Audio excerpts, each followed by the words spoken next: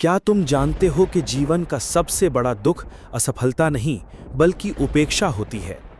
जब कोई तुम्हारी बात न सुने, जब तुम्हारी मेहनत की कोई कद्र न करे, जब तुम्हारे अपने ही तुम्हें महत्व देना बंद कर दें, तब मनुष्य भीतर से टूटने लगता है।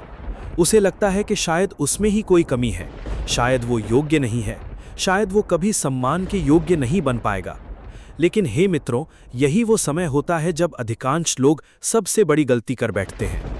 वे अपनी कीमत लोगों की राय से तय करने लगते हैं। एक समय की बात है, तक्षशिला के आश्रम में एक दिन चंद्रगुप्त बहुत उदास बैठा था। उसकी आंखों में निराशा दिखाई दे रही थी।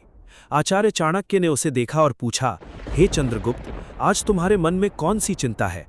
चंद्रगुप्त ने धीरे से कहा, गुरुदेव, कभी कभी मुझे लगता है कि लोग मेरी कदर नहीं करते, मेरी मेहनत की कोई कदर नहीं करता, मेरे प्रयासों का कोई सम्मान नहीं करता। ऐसे समय में क्या करना चाहिए? चाणक्य मुस्कुराए। उन्होंने कहा, हे चंद्रगुप्त, आज मैं तुम्हें एक ऐसी बात बताऊंगा जिसे समझ लेने वाला व्यक्ति कभी उपेक्षा से नहीं टूटता। चाणक्य ने अपने वस्त्र से एक चमकदार हीरा निकाला। उन्होंने उसे चंद्रगुप्त के हाथ में रखते हुए कहा, बताओ, इसकी कीमत क्या होगी?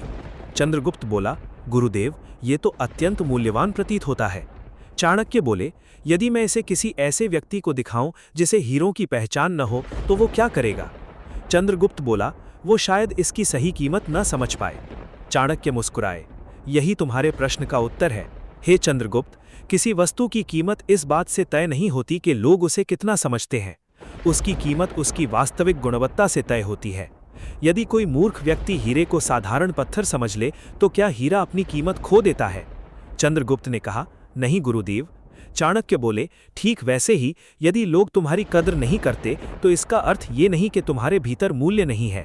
कुछ क्षण मौन रहने के बाद चाणक्य बोले, अधिकांश लोग अपनी पूरी ऊर्जा लोगों से सम्मान पाने में खर्च कर देते हैं। वे हर किसी को खुश करने की कोशिश करते हैं, हर किसी को प्रभावित करने की कोशिश करते हैं, लेकिन जितना वे ऐसा करते हैं उतना ही दुखी होते जाते हैं, क्योंकि संसार में ऐसा कोई व्यक्ति नहीं जो सभी को प्रसन्न कर सके।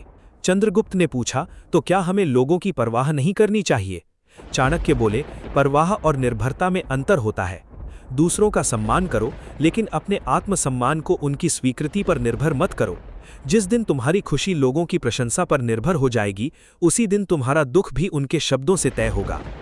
हे चंद्रगुप्त, याद रखो, जो लोग आज तुम्हें नजरअंदाज कर रहे हैं, वे कल तुम्हारी सफलता देखकर तुम्हारी प्रशंसा भी कर सकते हैं, और जो आज तुम्हारी प्रशंसा कर रहे हैं, वे कल तुम्हारी आलोचना भी कर सकते हैं। यदि तुम हर राय के साथ बदलते रहोगे, तो कभी स्थिर नहीं रह पाओगे।